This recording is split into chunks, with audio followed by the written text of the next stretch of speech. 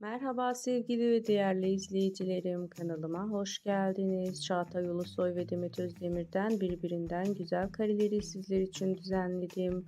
Muhteşem dizi Eşref Rüya setinden yeni paylaşımları, yeni görüntüleri sizlere sunmakta devam ediyorum. Demet Özdemir'in birbirinden güzel karelerini sizler için uyarlayıp sunuyorum. Umarım beğenirsiniz. Çağatay Ulusoy ve Demet Özdemir Eşref Rüya dizisinde ve büyük başarı elde ettiler ve biz de muhteşem oyuncularımızın paylaşımları